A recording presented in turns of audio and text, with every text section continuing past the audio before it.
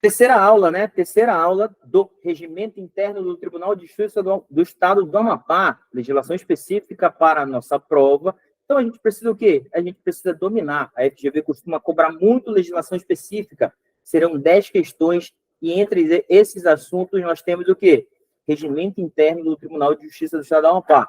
Essa é a nossa terceira aula, né? A nossa terceira aula nessa preparação e nós teremos mais algumas e aí nós fecharemos o Regimento Interno de cabo a rabo, para a gente não perder nenhuma questão da FGV.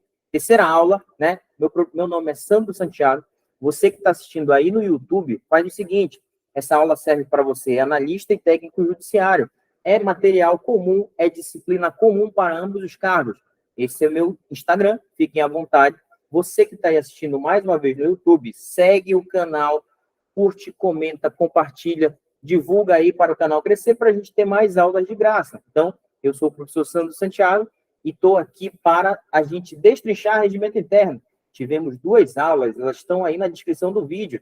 Esse material que eu estou usando também está na descrição do vídeo, então fiquem à vontade aí para adquirir. Hoje a gente vai ter a terceira aula e a nossa terceira aula vai versar sobre o quê? Sobre organização e competência do tribunal. E hoje a gente vai falar de algumas figuras super importantes no tribunal. A gente vai falar do presidente, do vice-presidente, do corregedor-geral, suas competências jurisdicionais e administrativas, artigo 23 ao 29 do Regimento Interno do Tribunal de Justiça. A gente também vai falar da Corregedoria Geral de Justiça, órgão super importante dentro da estruturação do tribunal. A gente precisa dominar as competências da corregedoria, principalmente para diferenciar das competências do plenário, que a gente já viu em uma aula, das competências do presidente, que a gente vai ver hoje, das competências do corregedor-geral. Nas próximas aulas, a gente vai dar seguimento a esses tópicos aqui e a gente fecha essa primeira parte. Então, revejam as 2 aulas anteriores, que essa aula ela é complementar às 2 aulas. Ela segue o ritmo do regimento. Então, a gente está avançando bem e a gente está mapeando bem o regimento. Esse material, ele é esquematizado e você pode ter acesso a ele. Beleza? Tranquilo? De boa? Antes da gente falar das competências do corregedor, do presidente, do vice-presidente, quando a gente está falando de competências jurisdicionais e administrativas, tem umas disposições comuns da secção única, da Câmara Única, né, e do plenário. Trouxe algumas observações aqui que eu acho que eu bati o olho e percebi que a FGV, por exemplo, pode tirar uma questão daqui. Por exemplo, tem algum momento que os órgãos fracionários do tribunal, secção única e Câmara Única, podem remeter um processo para o plenário? Conforme o regimento, a gente tem 3 situações que isso pode acontecer. Porque a gente viu que cada órgão jurisdicional desse é responsável por o quê? Por julgar as suas matérias conforme o regimento que a gente viu na aula 2. A aula 2 traz o que compete a cada órgão desse, é o plenário, a secção única e a Câmara Única. Só que a secção única e a Câmara Única podem remeter ao plenário um processo que é delas, que é da Câmara Única e da secção única. Quando é que isso pode acontecer? Olha, quando houver relevante arguição de inconstitucionalidade de lei ou ato normativo estadual ou municipal, desde que a matéria não tenha sido decidida pelo plenário.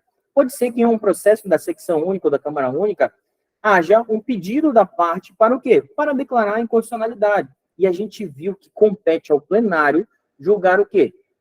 Ação direta de inconstitucionalidade de lei ou ato normativo estadual ou municipal. Então, se, por exemplo, o presidente da Câmara Única perceber que essa matéria, que esse tema, ele é relevante demais, ele pode remeter esse processo, que é da Câmara Única ou da secção única, o presidente, ele pode remeter para o plenário, aí o plenário vai se debruçar sobre ele. Ou, quando algum dos desembargadores propuser o quê? Propuser revisão de jurisprudência uniformizada. O que isso significa? Às vezes, o processo pode começar na secção única ou na Câmara Única e compete ao plenário, por exemplo, revisar o quê? A jurisprudência uniformizada. O ideal é que os tribunais eles tenham a sua jurisprudência o quê? Uniformizada. As decisões, elas, para manter a segurança jurídica, elas precisam caminhar num certo rumo. Isso é muito comum em qualquer tribunal. Se, por exemplo, esses órgãos fracionários, secção única e Câmara Única, acharem pertinente que o Tribunal Pleno faça uniformização de jurisprudência, esse processo que é da Câmara Única ou da secção única pode subir para o plenário. tranquilo, né? Ou quando houver questão relevante sobre a qual divirjam a secção e a Câmara Única. Perceberam que, às vezes, em um processo, podem divergir a Câmara e a secção única, e aí quem é que vai resolver esse problema, essa divergência, vai ser o quê? O plenário. Lembrando que o plenário são os 9 desembargadores reunidos, né? E a Câmara Única e a secção única é composto por 7 desembargadores, à exceção do presidente e do corregedor, beleza? Então, são essas 3 situações que a gente precisa estar atento em prova, caso venha uma situação, problema, de que esses órgãos fracionários podem repetir os processos de sua competência para o plenário. Beleza? Tranquilo? De boa? Então, fechando essa parte de competência jurisdicional e administrativa, a gente segue falando do quê? Agora, das autoridades, do presidente, do vice-presidente, do corregedor e da corregedoria. Eu remeto isso porque a gente precisa, a todo momento, na área administrativa, saber de quem há competência para diversos casos, diversas situações. E o que vocês acham? O presidente do tribunal, ele vai ter no regimento interno mais competências descritas, até porque ele é a autoridade máxima administrativa. E essas competências que a gente vai ver agora, aqui no regimento interno, é o seguinte: elas são competências jurisdicionais e administrativas, sempre fazendo esse recorte, sempre fazendo essa diferenciação, né? Quando é uma competência jurisdicional, é o Tribunal de Justiça atuando na sua função típica. A competência administrativa é a função atípica do tribunal. Essas autoridades terão atribuições típicas, ou seja, atribuições de julgar, e atribuições atípicas de administrar, né? Então, a gente vai ver. E aí eu vou contar para vocês quando é uma função jurisdicional e uma função administrativa. É principalmente do regimento interno que o presidente do Tribunal de Justiça tira suas competências para administrar o tribunal. É de lá do regimento interno que a gente percebe que o presidente é a autoridade máxima administrativa do tribunal, estando todas as outras autoridades administrativas subordinadas ao presidente. Beleza? Tranquilo? Então, segue aí. Primeira coisa, o regimento, ele traz umas regrinhas de eleição, cara, do presidente, do vice-presidente e do corregedor-geral, dentro dessa parte de competências jurisdicionais e administrativas. São umas regrinhas que a gente precisa dominar e que estão escritas no regimento de maneira clara. Olha, por exemplo, acontece a eleição para esses cargos quando? Na primeira sessão ordinária do mês de dezembro do ano anterior ao biênio. Vou fazer uma linha aqui para vocês entenderem.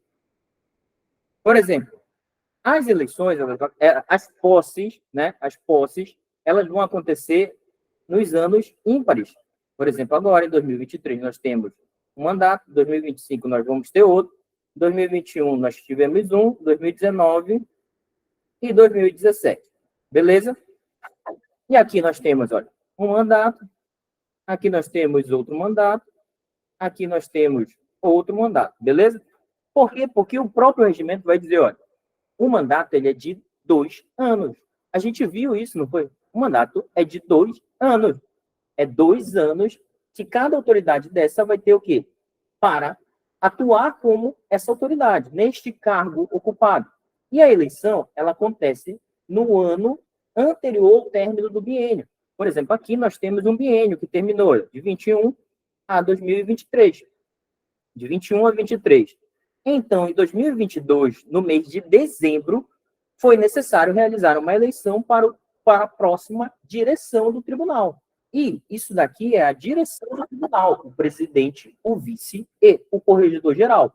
Então, a eleição ela é realizada no mês de dezembro do ano anterior ao término do biênio. Aqui termina um biênio, aqui termina outro, aqui termina outro, aqui termina outro, aqui termina outro. Em 23, neste ano de 2023, terminou um biênio, que foi o mandato do desembargador Rômulo Araújo. E ele terminou em 23. Então, no mês de dezembro de 2022, foi necessário realizar uma eleição. E a eleição ela é na primeira sessão ordinária do plenário do mês de dezembro do ano anterior ao término do mandato. A sessão ordinária é aquela sessão corriqueira, é aquela sessão que sempre vai ocorrer, que está no calendário, né? Que acontece todas as quartas-feiras, inclusive, todas as quartas-feiras. Aí diz ainda, não se verificando o quórum, na mesma oportunidade, será designada a sessão extraordinária. Ou seja, Nessa primeira sessão ordinária, se não houver quórum, e o quórum para o plenário funcionar, a gente viu que é de 2/3, se eu não estou enganado, me corrijam aí, é de 2/3, precisa de 2/3 dos membros para o plenário funcionar, e precisa ter 2/3. Não havendo 2/3, nessa mesma oportunidade vai ser convocada uma sessão extraordinária para a data mais próxima, convocando os desembargadores ausentes. Convocando-se os desembargadores ausentes, né? A eleição, olha, a eleição ela vai ocorrer com, no mínimo, 2/3 dos membros do tribunal. A gente viu que 2/3 de 9 é 6 membros. É necessário, para ocorrer essa eleição de corregedor, presidente e vice-presidente, no mínimo 2/3 do tribunal. Beleza? Tranquilo? A gente viu que os desembargadores eles podem se licenciar. E aí o regimento ele é claro ao dizer assim, ó, o desembargador licenciado será facultado votar na eleição da direção do tribunal. Claro, ele faz parte da composição do plenário, ele pode votar. Só que, olha, vedando-se tal participação a juiz de direito convocado. Nós assistimos na primeira aula a possibilidade da convocação dos juízes de direito. E eles podem ser convocados para compor quórum, para substituir um desembargador ou para auxílio ao tribunal. Só que esse juiz convocado, ele não vai ter direito ao voto na eleição da direção da casa, por força do regimento interno que veda isso daí, beleza? Tranquilo? E aí, ó, a eleição é em dezembro do ano anterior ao mandato, e a posse dos eleitos é quanto? Até o dia 5 de março do ano seguinte à eleição. A eleição aconteceu em 2022, não foi? Dezembro de 2022, aqui, ó, porque terminava o mandato em 23, e em 5 de março de 23, aqui, ó, 5 de março de 23, a posse tem que ocorrer até o dia 5 de março. Pode ocorrer quando for nesse lapso temporal. Mas, geralmente, ela acontece próximo do dia 5 de março, tá? Até para o dirigente do tribunal completar 2 anos no cargo. Tanto que eu trouxe até para ilustrar, olha, isso daqui é só para ilustrar, isso daqui não vai cair na prova. O próprio tribunal ele fez um card dizendo da posse dos novos dirigentes. Esses são os dirigentes atuais do tribunal. O desembargador Adão Carvalho é o presidente, o desembargador Mário Mazurek é o vice, e o desembargador Jaime Ferreira é o corregedor-geral. Esses dois aqui, ó, eles eram juízes de direito que ascenderam o desembargo. O desembargador Adão por merecimento e o desembargador Mário Mazurek por antiguidade. Esse desembargador aqui, o Jaime Ferreira, ele é oriundo do Ministério Público, ele é do 5º Constitucional, ele era promotor de justiça, e ele ascendeu ao desembargo pelo 5º Constitucional. E aí ele já é desembargador. Esses 3 não tinham passado pela direção do tribunal. E aí, como a gente viu no regimento interno, na aula passada, só é possível ser presidente aqueles que ainda não foram. Só pode repetir alguém que já foi presidente, vice ou corregedor, enquanto não esgotar a lista. Por isso que eles são os dirigentes do tribunal.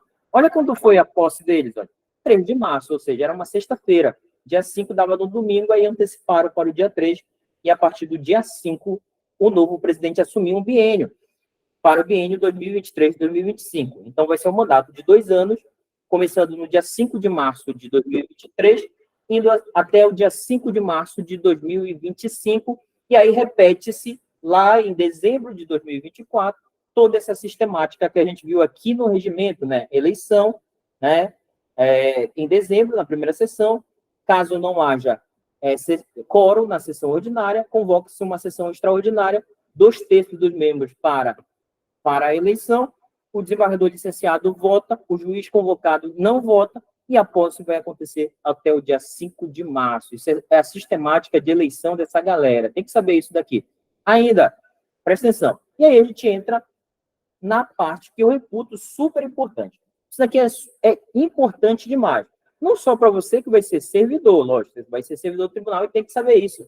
Mas na hora da prova, por exemplo, pode a FGV trazer uma atribuição do presidente e dizer que é do plenário. Pode trazer uma atribuição do corregedor e dizer que é também do plenário, ou então trocar as atribuições do presidente com o corregedor-geral. A gente já viu como esses dirigentes do tribunal, também chamados de alta gestão do tribunal, eles são eleitos, né? E quando eles tomam posse.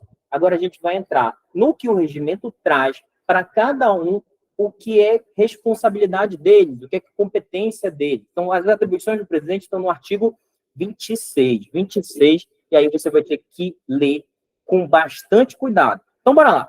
Primeiro, o presidente, essas atribuições dele, que estão no regimento, elas são exemplificativas, porque elas não se esgotam no regimento. O presidente ele pode ter outras atribuições que outras resoluções podem trazer. O regimento ele traz algumas mais gerais, mais genéricas e bem importantes, e eu vou pontuar ao que eu acho mais importante para a gente ter em prova, até para a gente diferenciar das competências do corregedor. Por exemplo, o presidente tem competências jurisdicionais e regimentais. Por exemplo, o presidente da casa ele vai o quê?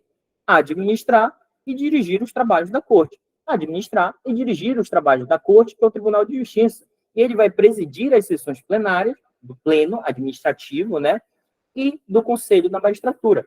Nada mais comum do que essa atribuição para o presidente de uma casa, né, de uma corte de justiça, né, administrar e dirigir os trabalhos, não só do pleno judicial, mas também da área administrativa.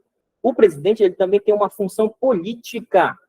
Essa atribuição aqui é uma função política, eu sempre falo isso, de representatividade do tribunal. O tribunal ele precisa ser representado, e quem representa o tribunal representar o Poder Judiciário do Estado em suas relações com outros poderes e com outras autoridades, é a figura política do presidente. Então, o presidente, além das atribuições regimentais administrativas, atribuições regimentais jurisdicionais, ele tem essa função política como a alta autoridade representando o Poder Judiciário do Estado do Amapá, isso por força do regimento. Então, é o presidente da corte que tem esse papel. Se vocês entrarem no site do tribunal, vocês vão ver várias matérias que o presidente está participando de solenidades, né?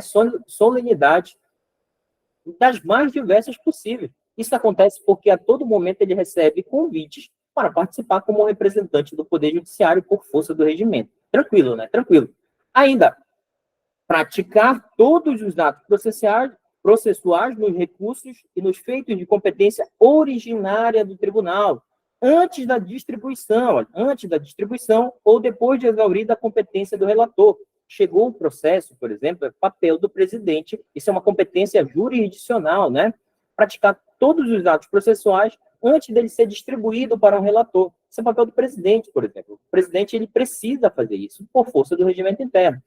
Ainda, exercer as funções cometidas ao juiz da execução penal quando condenação houver sido imposta nos feitos de competência originária do tribunal. A gente viu as competências originárias do tribunal na aula 2, e a gente percebe que o juiz da execução penal, nas ações criminais de competência do plenário, do tribunal, isso é papel do presidente. Então, após a condenação, quem vai fazer o papel de juiz da execução penal é o presidente também. Ainda, determinar a suspensão dos serviços judiciários quando houver motivo relevante. Isso aconteceu, por exemplo, na época da pandemia. O presidente ele determina, ou por outra situação específica. Isso acontece também quando ele decreta ponto facultativo. Ou então, por exemplo, no interior é muito comum não ter internet, ou então, sei lá, acontecer alguma coisa. Um dia desse, um fórum do interior aconteceu de cair o telhado. Então, ele determinou a suspensão dos serviços judiciários e aí estende os prazos processuais para quando retornarem. Ainda, compete ao presidente, nomear e dar posse aos magistrados, aos serventuários da Secretaria do Tribunal e de ofícios judiciais. Faço questão de frisar isso daqui, porque quem vai dar posse a você e assinar o termo de posse com você é o presidente do Tribunal de Justiça. E ele dá posse aos magistrados, ou seja, juízes e desembargadores, como autoridade máxima do tribunal, né?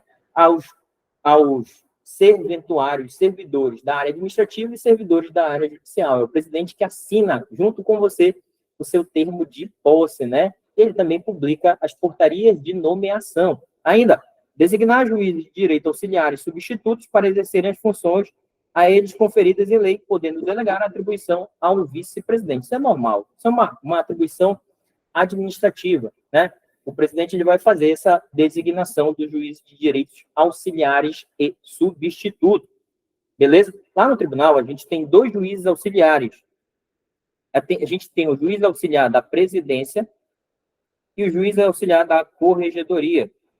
Só que quem designa o juiz auxiliar da presidência é o presidente e da corregedoria é o corregedor. Então, o presidente ele vai só designar o juiz auxiliar da presidência. Ainda, exonerar magistrados e serventuários. O regimento ele chama de serventuários, né? Os servidores que seguem a carreira de analista e técnico, né? Ele chama de serventuários, mas são servidores, né? Ainda os magistrados e servidores. Esse inciso aqui, ó, decidir questões administrativas em geral de interesse dos magistrados e serventuários da Secretaria do Tribunal, excluídas a competência do Tribunal Pleno, é o que justifica a atuação administrativa do presidente. Esse inciso aqui ele é muito genérico, então compete ao presidente decidir qualquer questão administrativa que envolva magistrados e serventuários da secretaria.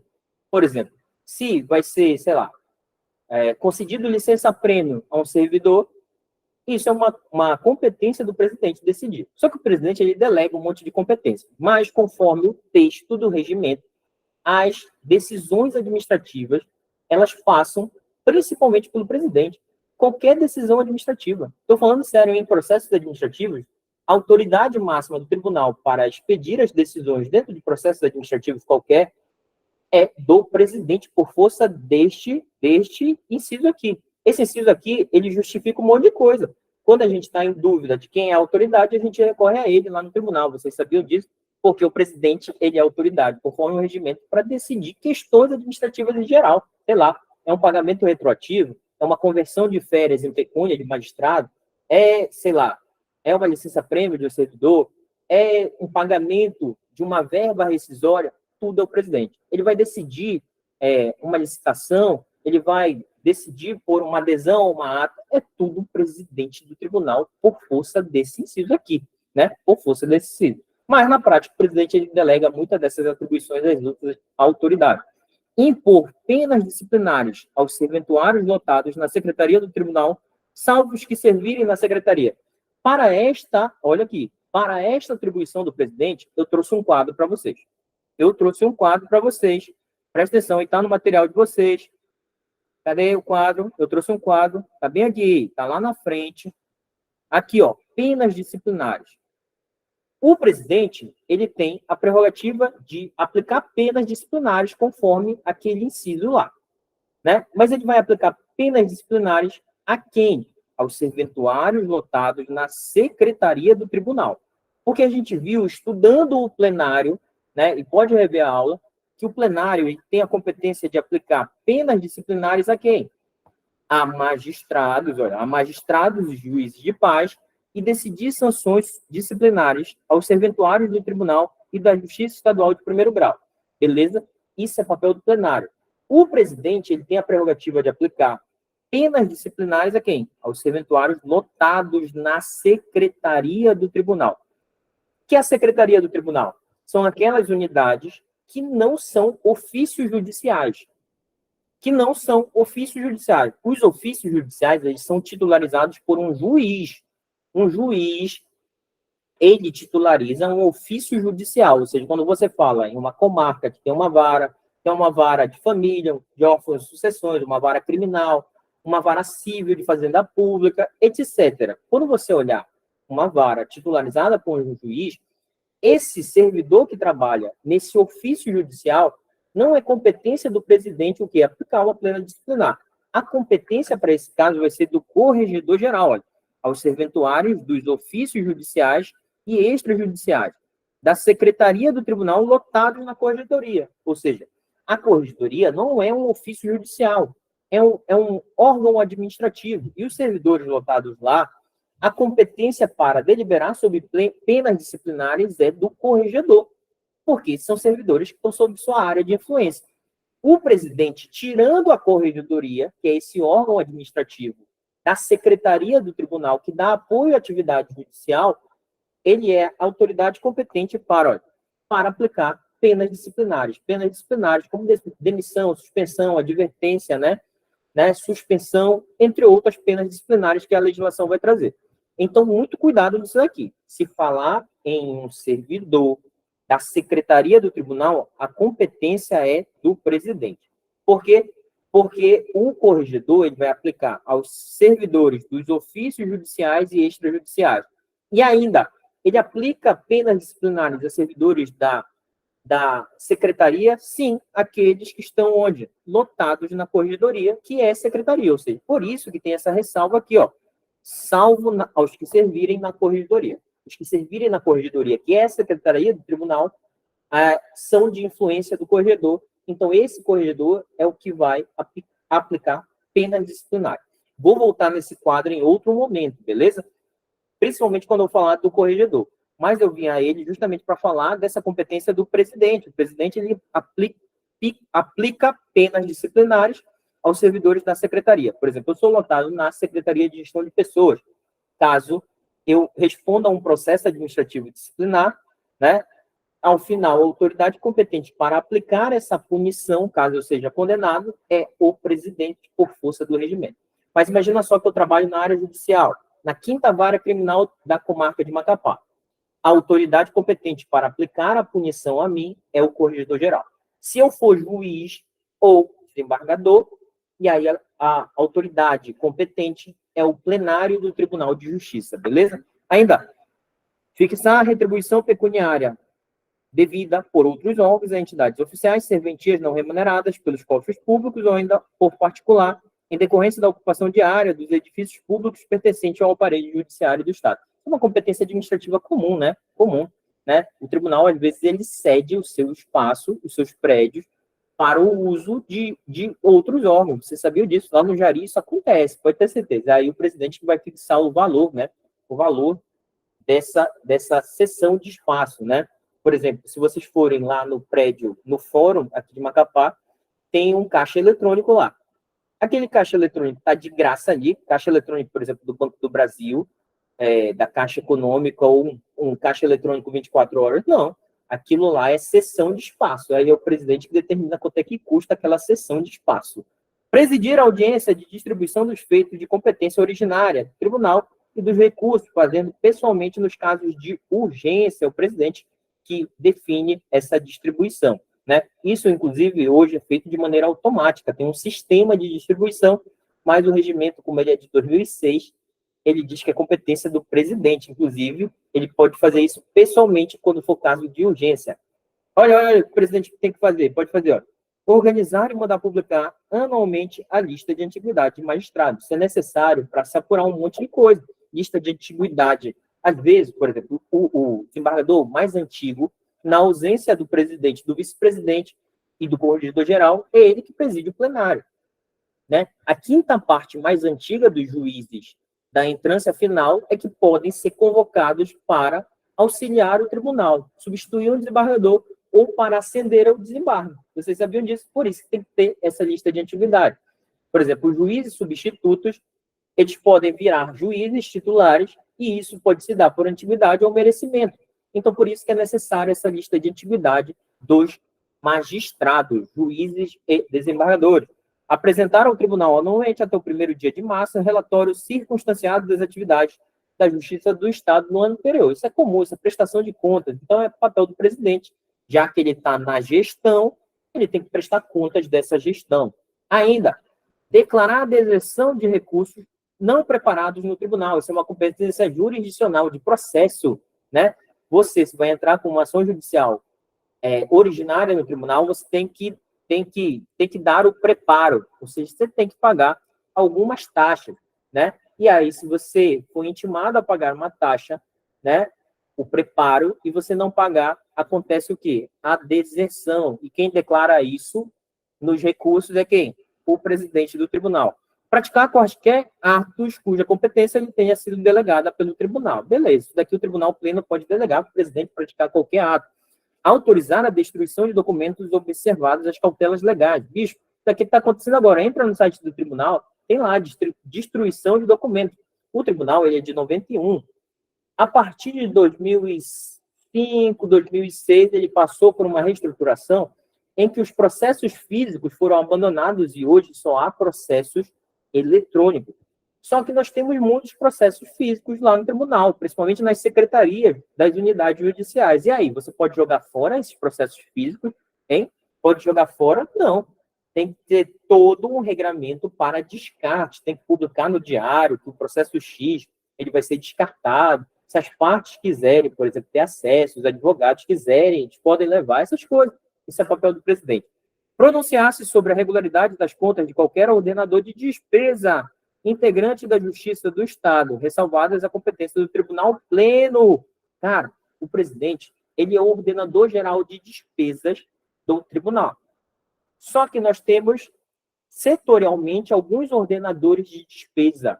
O ordenador de despesa é aquele que lida com o orçamento e as finanças do tribunal. E ele pode, por exemplo, autorizar pagamento. O presidente, como autoridade administrativa máxima, pode se pronunciar sobre essa ordenação, sobre a regularidade dela, né? Designar diretor do fórum nas comarcas onde haja mais de uma vara. Por exemplo, onde é que tem mais de uma vara que tem fórum? Tem fóruns onde Jari, Oiapoque, Santana e Macapá. Jari, Oiapoque, Santana e Macapá. Então, é o presidente que vai designar os diretores desse fórum. Nas unidades, nas comarcas onde nós temos somente uma vara única, automaticamente o juiz titular da vara vai ser o diretor do fórum, automaticamente. Nas unidades que tem mais de uma vara, tem que ser designado um juiz que é diretor do fórum. Por exemplo, aqui em Macapá, a gente tem 36 unidades judiciais. Nós temos 36 juízes titulares, e aí é o presidente que designa o diretor do fórum, né? Diretor do fórum. Ainda, conceder férias e licenças a magistrados e serventuários da Secretaria do Tribunal e relevar falta destes últimos. Isso daqui é uma competência do presidente, que o presidente já delega para a secretária de gestão de pessoas, inclusive, né? Conceder férias, relevar faltas, ou seja, pegar as justificativas de faltas, né? Só que dos magistrados é principalmente a corregedoria que cuida dessa parte. Organizar os serviços auxiliares do tribunal, provendo-lhe cargos na forma da lei, tranquilo, né? Decidir sobre matéria administrativa pertinente à organização e ao funcionamento da Justiça do Estado, ressalvadas as competências do pleno. Isso também combina muito com aquela ação do presidente de decidir qualquer matéria administrativa, né? Ainda, tá? Comunicar ao Conselho da Magistratura trimestralmente em caráter reservado, relação de processos conclusos aos desembargadores e juízes de direito com datas respectivas. Isso daqui é mais para a parte de correição dos magistrados, para saber se não tem processos, por exemplo, muito atrasados. Então, é o presidente que tem que comunicar ao Conselho da Magistratura para tomar as providências necessárias. Convocar as sessões extraordinárias do plenário, o presidente, lógico, como autoridade máxima, que preside o plenário, ele pode convocar essas sessões extraordinárias. Sessão extraordinária é aquela que foge do calendário comum das sessões, manter em ordem as sessões, olha o papel dele de presidente, manter ordem nas sessões, adotando para tanto as providências que se fizerem necessárias. Então, é o presidente, por exemplo, que vai dar a palavra a um desembargador, vai dizer quem é que vai votar, se, por exemplo, os advogados eles têm direito à sustentação oral, cortar a palavra dos advogados, caso eles não parem de falar no momento adequado, né, etc. Manter a ordem é organizar os trabalhos das sessões do tribunal, é tranquilo. Submeter questões de ordem ao tribunal, questão de ordem, é uma dúvida que surge a partir do regimento. O regimento, por exemplo, ele não tem um monte de regra, ele tem um monte de regra. Às vezes, essas regras podem ser interpretadas de maneira diferente. Então, o presidente que submete ao plenário, a todos os desembargadores, a questão de ordem, né? Questão de ordem, para respeito ao regimento. Executar e fazer executar ordens e decisões do tribunal, ressalvadas as atribuições dos relatores e dos presidentes da secção 1. Trouxe aqui esta atribuição, olha, essa daqui é o que caracteriza também uma atribuição jurisdicional. E eu trouxe até de outra cor. O presidente, na votação do plenário, ele tem um voto de qualidade. Voto de qualidade e de desempate. É a mesma coisa, o voto de qualidade e de desempate são duas coisas diferentes. O presidente, como autoridade máxima do tribunal, ele, por exemplo, ele tem um voto de Minerva, né? Tem algumas ações em que o presidente não vota. São os outros desembargadores que votam. Quando empata, Aí o presidente, como voto de desempate, ele vai ser chamado a atuar.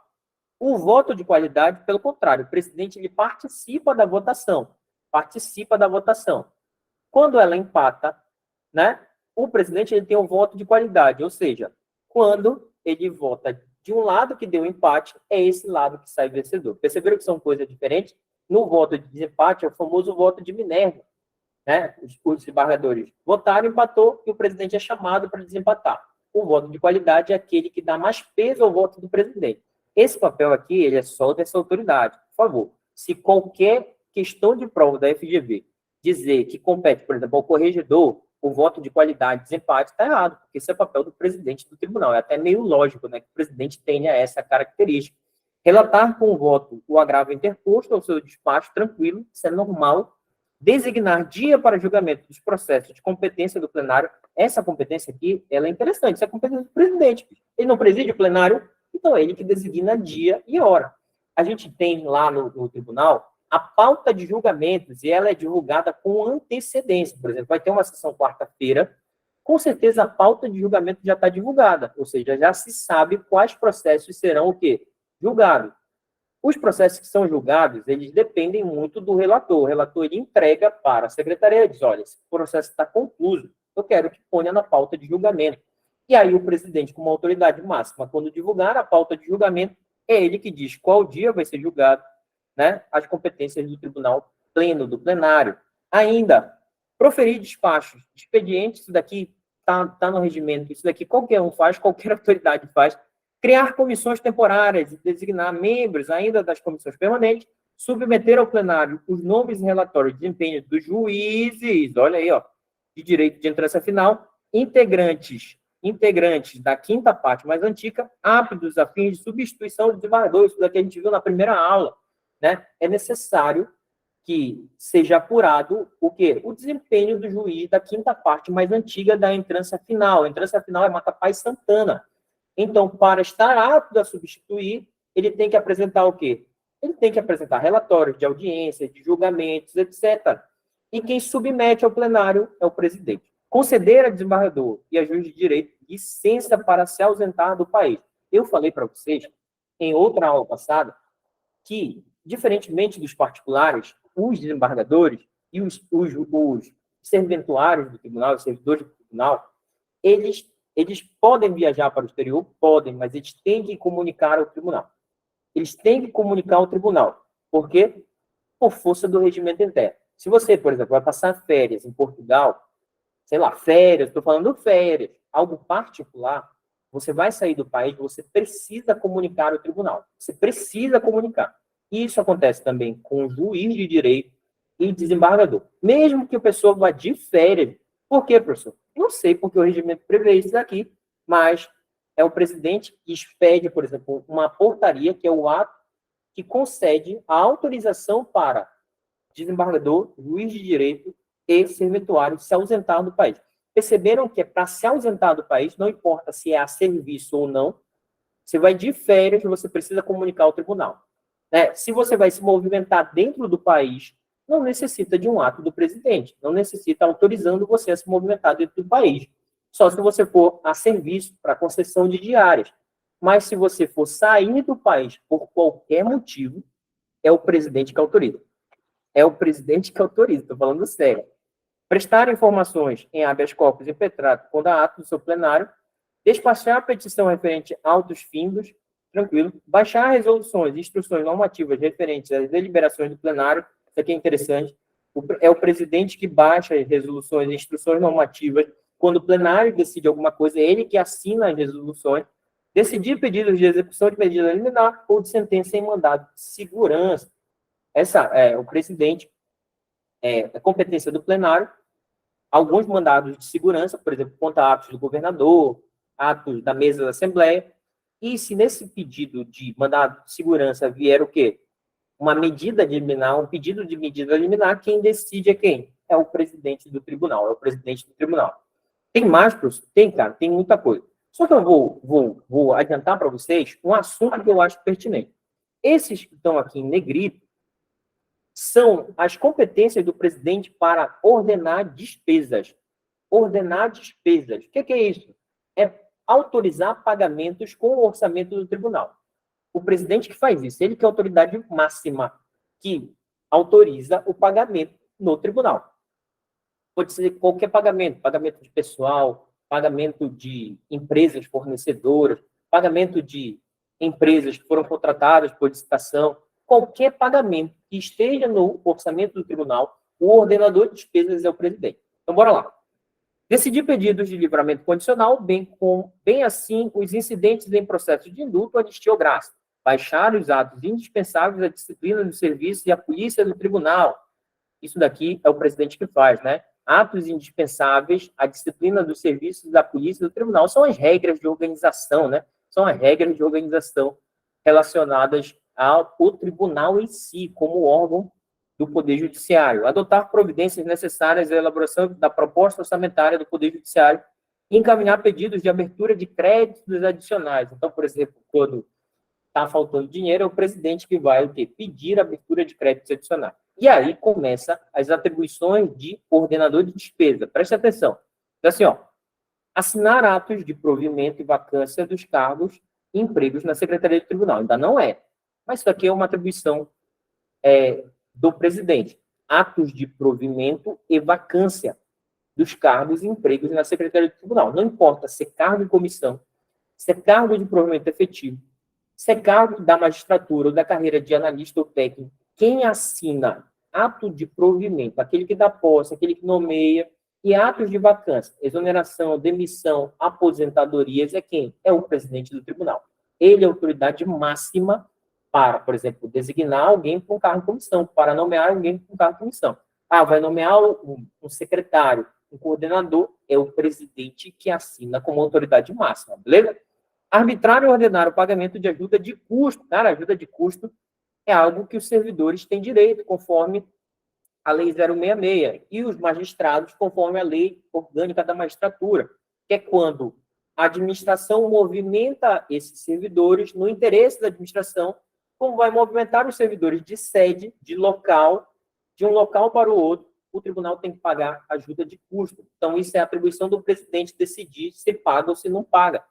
Ordenar, olha aqui, essa parte é importante. Ordenar despesas resultantes da execução orçamentária do tribunal. Olha o papel de ordenador de despesas. Assinando documentos necessários em conjunto com o secretário de Finanças. Hoje a gente tem um secretário de Finanças que cuida dessa parte da movimentação financeira do tribunal, só que quem ordena a despesa, quem diz para pagar, é o presidente do tribunal. Olha, autorizar pagamentos, transferências e movimentações financeiras no nome do tribunal. É o presidente que faz isso, inclusive junto às instituições financeiras, assinando os documentos necessários em conjunto com o secretário de Finanças.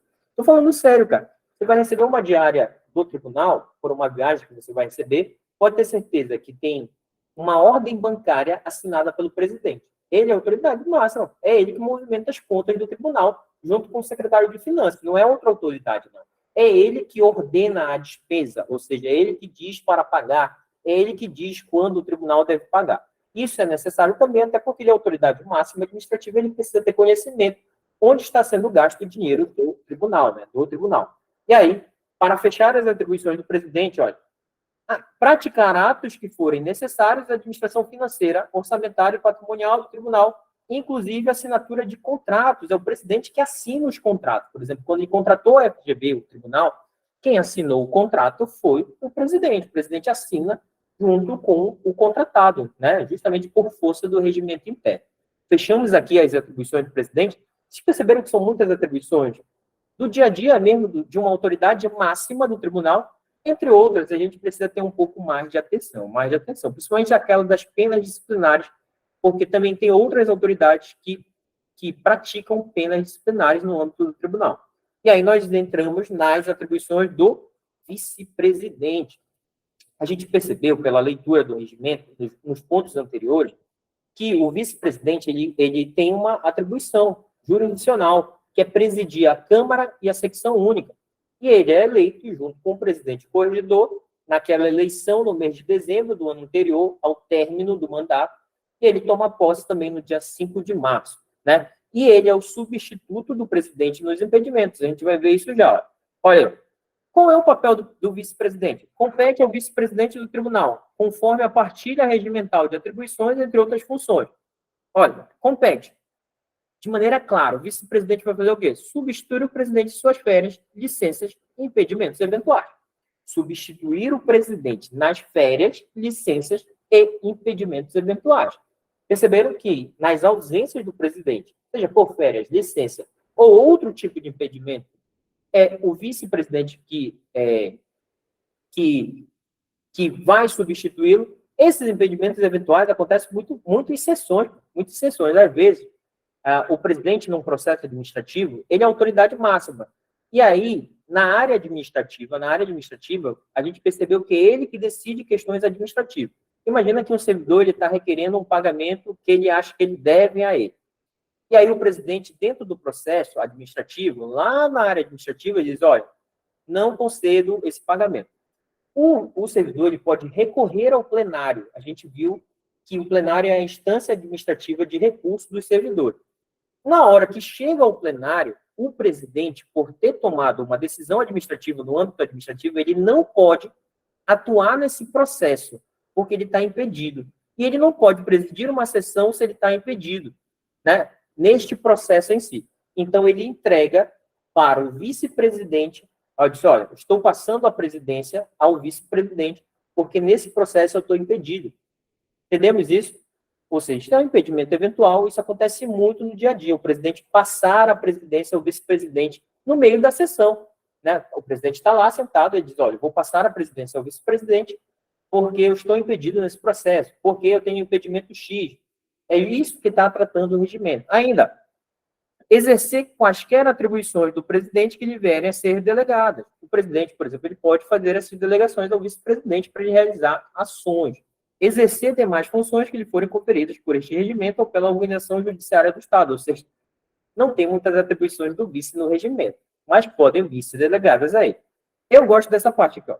Nos afastamentos do presidente para assuntos particulares, em decorrência de doença, a transmissão da presidência será automática e imediata. Perceberam que nas férias, licenças e impedimentos eventuais é necessário ter um ato de transferência da presidência, ou seja, o presidente, quando ele vai sair de férias, ele baixa um ato dizendo que o vice-presidente vai substituí-lo. É necessário, não é automático. Já no caso, quando o presidente sai para tratar de assuntos particulares, doença, o bichinho ficou doente, a transmissão da presidência será automática e imediata. Entendeu isso? Nesses dois casos, não precisa de um ato do presidente transferindo a presidência para o vice. É automático imediatamente, quando o presidente fica doente e quando ele vai tratar de assuntos particulares. Presta atenção. Em suas ausências e impedimentos, o vice-presidente será substituído pelo corregedor-geral. Isso daqui, para cair em prova, é rapidinho. Tá, presta atenção. Professor, o corregedor-geral, ele substitui o presidente? Não. Nananina, não. Nananina, não. Quem substitui o presidente é quem? É o vice-presidente. Beleza. Não estando o presidente e o vice-presidente, aí sim surge para o corregedor-geral a possibilidade de substituir. Por quê? Porque ele vai substituir o vice-presidente. O regimento ele é muito claro nesse ponto, minha gente. O corregedor-geral ele substitui o vice-presidente, né? O vice-presidente. E na ausência deste, o desembargador mais antigo que não faça parte da administração do tribunal.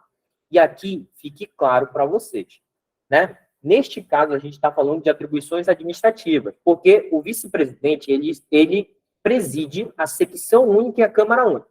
Professor, e aí? O corregedor vai substituí-lo no caso da ausência do vice na secção e na Câmara Única? Não, porque a gente viu na composição da secção e da Câmara Única que na ausência do vice-presidente, quem é que vai atuar como presidente desses órgãos? O desembargador mais antigo que compõe a Câmara e a secção. Essa substituição do vice-presidente aqui pelo corregedor é uma substituição administrativa. Por isso que eu já falei para vocês que eu já vi o corregedor, por exemplo, assinando ou praticando ações que seriam atribuições do presidente e do vice na área administrativa. Porque, às vezes, os dois estão impedidos, estão de férias, estão de licença, e aí o corregedor geral, ele substitui, né? E aí, faltando o presidente, o vice e o corregedor, quem é que vai substituir? Ó? O desembargador mais antigo que não faça parte da administração do tribunal. O desembargador mais antigo que não faça parte da administração do tribunal. Então, nós temos toda uma linha sucessória. Presidente, faltando o presidente, tem o vice-presidente, faltando o presidente e o vice-presidente, nós temos o corregedor, faltando o corregedor, o desembargador mais antigo que não faça parte da administração do tribunal. Olha aí, essa determinação aqui também. Quando o presidente se afastar da capital a serviço do tribunal, mesmo que em caráter representativo, o vice-presidente somente assumirá a presidência se o período de afastamento for superior a quanto tempo? 15 dias, podendo, nesse período, praticar atos de competência do primeiro recados urgentes. Cara, isso daqui é determinante para um monte de coisa. Quando o presidente ele está de férias, licenças ou impedimentos, o vice ele vai substituir. Quando ele trata de assuntos particulares do doença, o vice vai substituir. Só que quando o presidente se afastar da capital a serviço, ele viajou para Brasília, por exemplo, né? Lá para uma audiência no Superior Tribunal de Justiça. Ele faz direto isso. Viajou para Brasília. Perceberam que o presidente está indo a serviço? Às vezes, ele vai também em caráter representativo. Né? Ele não vai a serviço, mas ele vai representar o tribunal. O presidente ele vai assumir o cargo de presidente, neste caso, quando ele está viajando a serviço, ou mesmo em caráter representativo. Não. Conforme o regimento, o presidente só vai assumir se o presidente se afastar mais de 15 dias para este caso. Perceberam? Então, é a todo momento que o vice-presidente vai assumir o cargo da presidência? Não. Quando o presidente se afastar a serviço do tribunal, ou em caráter representativo, o vice ele só vai assumir quando for superior a 15 dias desse afastamento, o que é raro demais. É raro o presidente se afastar da capital, da sede, a serviço por mais de 15 dias. É raro, né? E aí o próprio regimento diz, ó, o vice-presidente só vai praticar atos no lugar do presidente, nesse caso, quando eles forem o quê? Urgente. Só se for algo urgente. Por quê? Porque o presidente ele não deixa de ser presidente quando ele viaja a serviço ou quando ele viaja representando o tribunal. Então, é ônus ainda dele praticar a administração do tribunal. Entendemos? Isso para cair em prova é um passo. Então, fica atento a isso daí. Não é qualquer afastamento do presidente que vai automaticamente levar o vice a assumir a presidência. Ainda, bora lá para a corregedoria. Sobre vice-presidente, é só isso. A Jungujão disse assim, assumir a presidência é diferente de substituir o presidente? É diferente. Substituir o presidente acontece no caso de férias, licenças e impedimentos, né? E no caso de afastamentos particulares, e na decorrência de doença, né? Aí o vice-presidente ele substitui o presidente na presidência. Entendemos? É por isso que é diferente, né? Para ele assumir a presidência, neste caso, precisa de ato do presidente. Aqui é de forma automática. Quando o presidente viaja a serviço, ele não assume a presidência. Ele não substitui o presidente. Beleza? Tranquilo? Bora lá para a corregedoria, para a gente fechar a nossa aulinha de hoje. Diz assim, a primeira coisa, quando a gente vai estudar a corregedoria, isso daqui não está no regimento. Isso daqui não está no regimento. Isso daqui é um dicionário que eu trago para você que vai ler o regimento a partir de agora, né? A gente vai ler o regimento. E a gente precisa saber desses termos aqui, porque a corregedoria, ela trata tanto de ofícios, cartórios, serventias judiciais, quanto extrajudiciais, e a gente precisa entender cada um. Isso daqui também é chamado de ofícios, cartórios ou serventias. O regimento ele vai chamar de serventia, mas ele também pode ser chamado de cartório ou de ofício. E aí nós temos os ofícios judiciais e os ofícios extrajudiciais. É diferente? É diferente. Só que nas competências da corregedoria, a corregedoria vai cuidar de um e de outro. Isso daqui não está no regimento, estou esclarecendo. Você não vai ler isso no regimento. É só para a gente entender. O que é um ofício judicial? O ofício judicial é aquele presidido por um juiz e servidores efetivos. Então, por exemplo, aqui em Macapá a gente tem 36 ofícios judiciais Em Santana, a gente tem 8 ofícios judiciais, ou seja, 8 ofícios em que o juiz é titular. Laranjal do Jari, nós temos 4 ofícios judiciais, as famosas varas, né? As famosas varas, ou juizado, né? No Oiapoque, nós temos 2, e em outras comarcas são varas únicas. Esses são os ofícios judiciais, em que quem preside esse ofício é um juiz de direito, entendemos? Ou seja, eles fazem parte da organização judiciária do tribunal, né? São também chamados de varas, são responsáveis por praticar atos necessários ao andamento de uma ação judicial. Então, as ações judiciais, elas tramitam nos ofícios do quê? Judiciais. Beleza. A corregedoria vai cuidar disso daí? Vai cuidar disso daí. Mas também a corregedoria vai cuidar dos ofícios extrajudiciais. Esse daqui vocês conhecem. É aquele liderado por um tabelião, é o famoso cartório. Já vai falar, vai lá no cartório Jucá, vai lá no cartório Vale, vai lá no cartório Finei Sadala. Estou fazendo propaganda, né? Vai lá no cartório Cristiane Passo. Já ouviu falar desses cartórios? Esses cartórios, entre aspas, são tabelionatos, são cartórios, serventias ou ofícios extrajudiciais, porque eles estão fora da estrutura do Poder Judiciário. Eles são o quê? Eles são serviço público que é delegado a um particular. Esse serviço ele teria que ser realizado pela Justiça do Amapá. Esse serviço aqui, olha. A pessoa que recebe a chamada fé pública, que é a confiança especial do Poder Judiciário para dar transparência e confiabilidade aos documentos e negócios jurídicos. São os serviços notoriais de registro, que são de organização técnica e administrativa destinados a garantir a publicidade, autenticidade, segurança e eficácia dos atos jurídicos. Se você já foi num cartório, né, com certeza você já foi lá autenticar um documento, autenticar uma firma, né, registrar alguma coisa. Por exemplo, nós temos cartório de registro de imóveis, de pessoas naturais, de pessoas físicas, temos um monte de cartórios. Esses cartórios são serviços públicos, era para o Tribunal de Justiça fazer isso, isso é competência do tribunal. Só que o tribunal ele resolve não prestar esse serviço diretamente. Então, o que ele faz? Ele delega para particulares prestarem esse serviço. Ele delega para particulares, ele descentraliza para os particulares prestarem. Só que tem toda uma sistemática da lei de tabelionato, né? Tem que fazer concurso público para você ocupar um cartório desse, é tudo doido, tudo maluco, é muito mais complicado. Mas vocês perceberam a diferença entre cartório judicial e cartório extrajudicial? Por que eu estou fazendo esse alerta? Porque a gente vai ver a partir de agora no regimento que a corregedoria ela cuida de ambos, cuida de todo mundo. Então preste atenção aí. Olha aí, agora é o regimento. A Corregedoria Geral de Justiça está no artigo o quê? 30 do Regimento Interno. E diz assim, ó, compete ao Corregedor Geral de Justiça. O Corregedor Geral, a gente viu que ele é eleito junto com o presidente e o vice-presidente. Só que ele tem outras atribuições, principalmente atribuições o quê? Correicionais. Atribuições de correição, de verificação de conduta, de ver se os trabalhos judiciais do tribunal eles estão seguindo conforme as regras judiciárias, conforme as leis, entendemos isso? Então, a correição é justamente essa fiscalização que o tribunal ele realiza sobre as suas unidades judiciais e as suas unidades extrajudiciais. Compete ao corregedor realizar correição. Correição é fiscalizar. É o Corregedor Geral de Justiça, que é a autoridade fiscalizadora do tribunal. E a correição ela pode ser geral ou parcial. Olha aí, porque eu trouxe o dicionário nas serventias judiciais e extrajudiciais do Estado. Então, quando eu falo que compete ao corregedor fiscalizar, né, ou seja, fazer correição, seja geral ou parcial, na serventia judicial, você sabe, nas unidades judiciais que pertencem à estrutura do tribunal.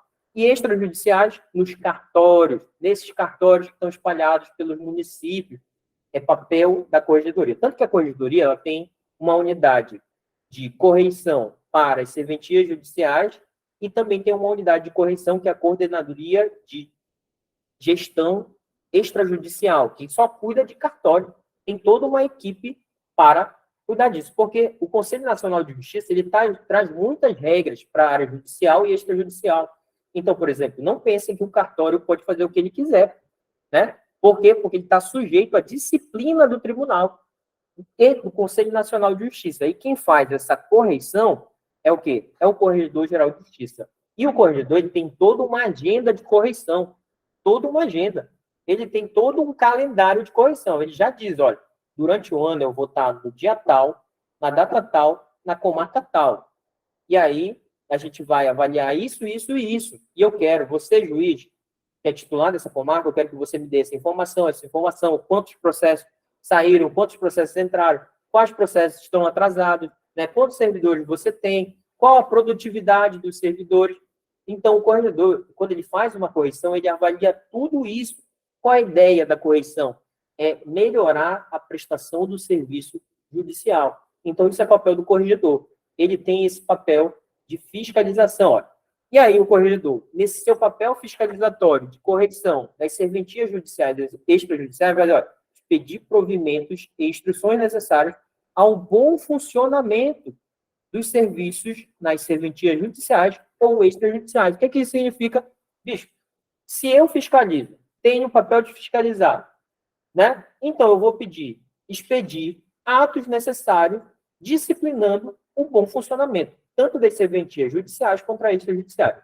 E, se vocês entrarem, a corregedoria, ela tem uma página no tribunal só dela, em que ela traz os atos normativos que ela expede, dizendo, olha, a unidade judiciária, ela se organiza assim, ela tem que fazer assim, isso tem que ser feito, nos processos tal, tem que ser dessa maneira, a serventia extrajudicial tem que fazer assim, assim, assim, o atendimento tem que contar com isso. Ou seja, um monte de regra. É isso que faz a corregedoria. Ainda, aplicar penas disciplinares a serventuários dos ofícios judiciais e extrajudiciais. Oxe, perceberam que o corregedor, assim como o presidente, o plenário, aplica penas disciplinares, mas só que a gente viu lá no quadro, não foi? A gente viu, olha. Aqui, ó. O corregedor ele vai aplicar penas disciplinares aos serventuários dos ofícios judiciais e extrajudiciais. E a gente viu quem são os ofícios judiciais e extrajudiciais. A maioria dos servidores trabalham nos ofícios judiciais, ou seja, trabalham subordinados a um juiz. Se é um servidor subordinado a um juiz, num ofício judicial, numa vara, quem vai aplicar a pena disciplinar é o corregedor, justamente porque ele tem o papel de gerência da área judicial, de gerência do primeiro grau de jurisdição do tribunal. Cara, para mover servidor, inclusive, é o corregedor-geral que tem essa prerrogativa. Ainda, o pessoal da extrajudicial, ou seja, os cartórios, os servidores que trabalham, não servidores, até porque são CLT e tal, mas o corregedor ele pode aplicar penas disciplinares aos cartorários e os seus empregados, justamente por força do regimento. Ainda os servidores lotados na Secretaria da Corregedoria. O corregedor ele preside comissão de inquérito contra magistrado também. Ele preside a comissão de inquérito. Então, você vai... o papel do plenário é aplicar a pena. Só que a comissão de inquérito contra magistrado é o corregedor. Volta lá. Vamos voltar ainda. Essa parte aqui, que a gente vai ler, é de organização judiciária. Organização judiciária. Como é o corregedor que cuida da área judicial, é ele que vai organizar essa parte. Diz assim, ó, elaborar a escala mensal dos juízes das varas criminais e juízes de direitos auxiliares e substitutos que devam conhecer nos dias em que não houver expediente forense. O nome disso é plantão. É o corregedor que faz a escala de plantão dos juízes. Né? Não é o presidente, não é o pleno, é o corregedor. Afinal, não é ele que zela pelo bom funcionamento, olha aqui, ó, pelo bom funcionamento desse serviço. Então, é ele, por exemplo, hoje a gente está no sábado. Tem expediente forense no sábado, no Tribunal de Justiça? Não tem, mas funciona juízes e desembargadores de plantão, né? Juízes e desembargadores, principalmente juízes na área criminal, que é muito comum, né? E o juiz substituto. Quem designa e faz as escalas de plantão é o corregedor-geral. Ainda, designa juízes de direito auxiliares e substitutos para conhecerem das medidas urgentes em geral. Medida urgente, né? Precisa de uma liminar em um processo. É o corregedor-geral que faz essa designação. Organizar concursos públicos para provimento dos cargos de serventuário de primeiro grau de jurisdição e serventuário dos cartórios, podendo delegar tal atribuição a juiz de direito da capital. Esse inciso aqui, ele não é aplicado mais. Porque É como se houvesse uma separação para o concurso do pessoal da secretaria e do pessoal do quê? Do primeiro grau. A gente vai fazer um concurso público agora.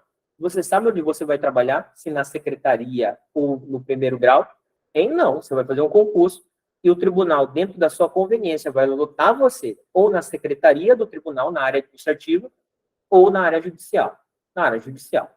Beleza? Entendemos isso? Por isso que esse inciso não se aplica mais. Ele não se aplica mais. Ou seja, não tem essa organização em separado de concurso para a área judicial, né? E para a área administrativa. É tudo junto agora ao mesmo tempo. Beleza? Tranquilo? Só que de cartório ainda é a corregedoria, né? Esses concursos para cartório. Não, né? Tranquilo? Ainda. Olha isso daqui. Isso aqui é importante. Remover a pedido ou por conveniência do serviço, serventuário dos cartórios extrajudiciais ouvidos os seus titulares.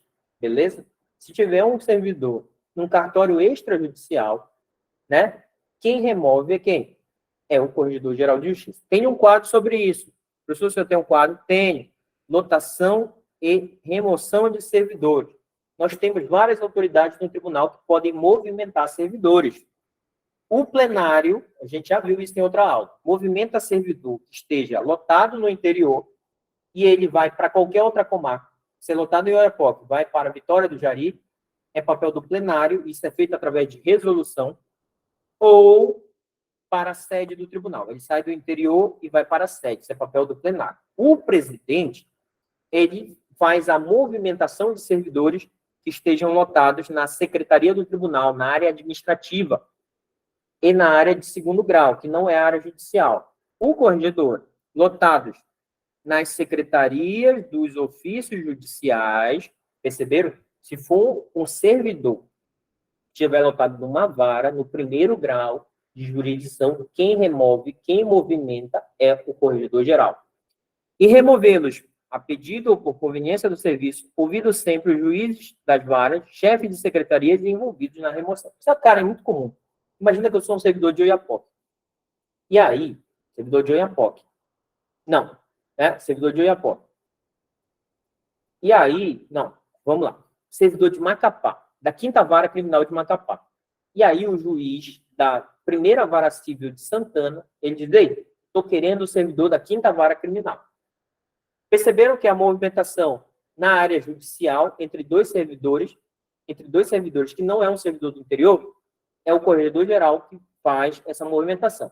Como é um juiz pedindo, o corregedor vai ouvir o juiz titulado ou outro, sei, você cede o seu servidor? Tranquilo, não me opondo. Aí o corregedor vai expedir um ato de movimentação. E aí ele vai dizer o fundamento, se é por conveniência do serviço, né?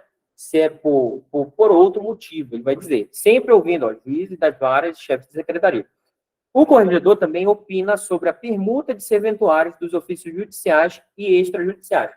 A remoção de servidor, eu já disse isso em outra aula, não necessariamente ela necessita de troca de servidor.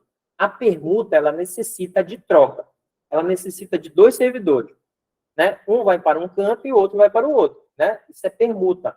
E tem uma resolução interna que disciplina a permuta de servidor. Tem que ser por cargos equivalentes, né? Cargos equivalentes, e não pode, por exemplo, a área que vai receber o servidor permutado ficar em desvantagem, ficar com um número inferior de servidores. Quem opina por essa permuta, por essa troca de servidores, é o Corregedor-Geral de Justiça. Isso aconteceu um dia desse. Um analista judiciário, área judiciária, execução de mandados, um oficial de justiça de Macapá, ele queria trocar com o servidor de lotação de Calçoene. Aí o cara de Calçoene vinha para Macapá e o cara de Macapá vinha para Calçoene. Como era o mesmo cargo desses servidores, isso é papel do Corregedor-Geral de Justiça, sabia? É ele que opina sobre permuta dos servidores. No regimento não tem o que eu vou falar agora. Quando é um servidor da área administrativa que vai para a judicial, um servidor da área judicial que vai para a administrativa, como a gente tem autoridades diferentes, precisa que os dois assinem um ato conjunto movimentando esse servidor. Voltando lá ao corregedor. Ainda, o corregedor compete em empossar serventuários aprovados em concurso público para cartórios extrajudiciais oficializados, designá-los para cartórios extrajudiciais não oficializados. Isso é muito comum. Tem um concurso para cartório, né? Quem possa esse que ganhou essa designação é o corregedor geral. Orientar os serviços de distribuição dos feitos do primeiro grau de jurisdição, baixando normas necessárias à execução. Isso daqui é a parte de organização do primeiro grau. O primeiro grau é aquele que tem um juiz com os seus servidores tratando de processos judiciais no primeiro grau. Fixar as normas das serventias extrajudiciais, o número de serventuários com fé pública. Por exemplo, quando um tabelião ele assina uma certidão de casamento, aquela certidão tem fé pública justamente porque ele recebeu do tribunal essa fé pública. Quem dá essa fé pública é quem? É o corregedor geral. Regulamentar as atividades do juiz de paz. Juiz de paz é aquele que realiza casamentos, é aquele que não trata de processos judiciais, mas processos de conciliação, de casamento, que celebra acordo. Então, juiz de paz. Fiscalizar o procedimento funcional do juiz de direito e juiz de paz. Isso daqui, ó. Fiscalizar é correção. É fiscalizar mesmo. Se o juiz está atuando da maneira correta, se ele está prestando a sua atividade jurisdicional da melhor maneira possível, seguindo os preceitos constitucionais de celeridade, de entrega judicial, né? Controlar e fiscalizar a cobrança de custas e emolumentos. Custos e emolumentos é assim, se você já ajuizou qualquer ação judicial, você tem que pagar as custas do processo, né? Isso inicia, claro, se não for gratuidade de justiça, sempre tem que pagar custas. E todo o processo ele tem custas, né? Então, a parte paga as custas e quem determina quanto se paga por custas em processos é o corregedor. Cara, isso daqui é interessante. O corregedor ele vai proceder à sindicância e correições gerais ou parciais quando verificar que em várias ou comarcas se pratiquem erros ou omissões que prejudiquem a distribuição da justiça, a disciplina e o prestígio da justiça estadual. Olha o papel do corregedor de correição em si. Ou seja, a galera tem que ter medo do corregedor nesse ponto, porque ele pode, inclusive de ofício, caso ele verifique que, por exemplo, uma unidade judicial, seja do interior ou da capital, não está prestando o serviço judicial de maneira adequada e que isso está prejudicando a distribuição da justiça, a disciplina e o prestígio da justiça estadual, ele vai instaurar de ofício o quê? Sindicância e correição geral ou parcial. Correição é fiscalização. E a sindicância em si é um procedimento mesmo de apuração de responsabilidade. A todo momento o corregedor faz isso, cara. Porque você acha que o juiz ele pode fazer tudo dentro do tribunal? Não, ele tem uma autoridade que fiscaliza a atuação dele. Então, por exemplo, se numa unidade judicial tá muitos processos atrasados, porque processo tem prazo. Se eles estão atrasados, o corregedor ele vai perceber isso pela movimentação processual, né? Há maneiras de relatórios de se apurar isso, e ele vai instaurar de ofício uma sindicância justamente por força do regimento. Então, o corregedor ele é uma autoridade que tem que ter medo, a galera tem que ter medo. Ainda, o corregedor geral compete ainda, pode baixar ato dispondo sobre o horário de pessoal do seu gabinete, observadas as durações e peculiaridades. Pelo fato da corregedoria ser uma unidade meio que dissociada, assim, da presidência ou das secretarias de tribunais, é uma unidade mesmo que tem todas as peculiaridades por causa dessas atribuições, o corregedor, ele pode instituir um horário de trabalho diferenciado. Ele pode dizer, não, no meu gabinete, vão trabalhar em outro horário. O tribunal, ele funciona de 7h30 a 1h30 da tarde, com o horário de expediente podendo se estender até 2h30, dependendo do caso. O corregedor ele pode instituir outro horário, dependendo das peculiaridades do caso. É o papel dele, conforme o regimento. Show de bola? Nós vimos esse quadro aqui, já expliquei, mas dei uma reforçada nele. É interessante a gente ver essas penas disciplinares, principalmente aqui do corregedor, né? Na área judicial e extrajudicial, é papel do corregedor aplicar penas. Na área administrativa, é o presidente. E também o plenário, ele aplica a magistrados e juízes de paz, beleza? Show de bola. Ainda, sobre lotação e remoção de servidores, também são autoridades diferentes, dependendo do servidor. Onde ele estiver lotado, primeiro grau, corregedor geral, área administrativa, o presidente, e se for servidor do interior e vier para outra comarca, ou do interior para a capital, é o plenário. Ainda, para a gente fechar essa nossa aula hoje com as atribuições do corregedor. Cara, perceberam que o corregedor, ele é a autoridade que fiscaliza as ações na área judicial? Então, tudo isso daqui é relacionado a isso. Diz assim, para a gente fechar. Cabe ao corregedor examinar e relatar pedidos de correção parcial e justificação de conduta de juízes de direitos auxiliares e juízes de direito substituto. Cara, o corregedor, ele vai relatar caso a fiscalização ocorra e a justificação de conduta. O que é a justificação de conduta? Imagina que você denuncia, faz a representação contra um juiz de direito. Sei lá, você é um advogado e o juiz de direito, sei lá, tratou mal ou fez alguma coisa contra você. E você achou isso inconveniente, e aí você relatou isso para a corregedoria do tribunal. O corregedor, ele vai chamar o juiz para justificar a conduta dele. Ou seja, ele vai dizer o porquê dele ter agido daquela maneira, e se ele achar pertinente que aquela justificativa não foi suficiente, ele vai instaurar uma sindicância para apurar a responsabilidade do juiz. Não só do juiz de direito, o juiz de direito auxiliar e o juiz de direito substituto. Proceder sindicâncias relacionadas a faltas atribuídas a juízes de direitos auxiliares e juízes de direito substituto. Sindicância é apuração de responsabilidade. O juiz ele fez alguma coisa errada e é o corregedor. Hoje, lá no tribunal, esses processos eles correm em segredo, a gente não sabe, a gente não consegue saber. Mas o ato de instauração da sindicância ele é publicado no diário. Tem umas quantas sindicâncias contra juízes de direito. Não vou citar aqui, porque não é conveniente também, vai que um juiz assista aí depois, né?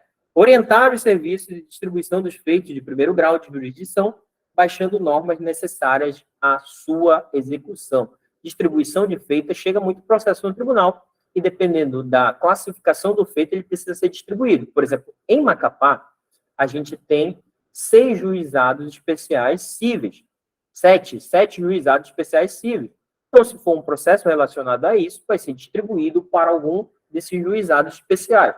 Qual vai ser? Conforme os atos baixados pelo corregedor, vai se organizar essa distribuição. Né? Fixar nas serventias extrajudiciais o número de serventuários com fé pública. Isso daqui eu acho que eu já coloquei, né? Aqui, ó, compete ao corregedor presidir comissão de inquérito contra magistrado. Contra magistrado, quem preside a comissão de inquérito é o corregedor, né? Regulamentar as atividades do juiz de paz, eu acho que eu já coloquei isso, repetir. Fiscalizar o procedimento funcional do juiz de direito e juiz de paz, controlar e fiscalizar a cobrança de custas e emolumentos. E, não, eu acho que eu já coloquei isso daqui, não coloquei? Já coloquei, eu acho que estou repetindo. Então, para fechar, proceder à sindicância com correções gerais ou parciais quando verificar em várias ou comarcas se praticam omissões que prejudiquem a distribuição da justiça, disciplina ou prestígio da justiça estadual. Fechamos aqui essa aula, e reputo, super importante para a nossa prova. A gente não pode perder essas atribuições, então a gente tem que ler, reler, e o material está bem esquematizado para a gente não perder. Atentem-se à lotação dos servidores e atentem-se às penas disciplinares, principalmente diferenciando quem são as autoridades responsáveis. Ficamos por aqui. Próxima aula, a gente continua ainda seguindo no regimento interno. Então, fique atento às próximas aulas. Você que está aí, curta, comenta, compartilhe, se inscreve no canal. E você que está reassistindo a aula perto da prova, fique atento a essas atribuições, porque elas são super importantes. Vou parar de gravar e a galera do YouTube fica de boa.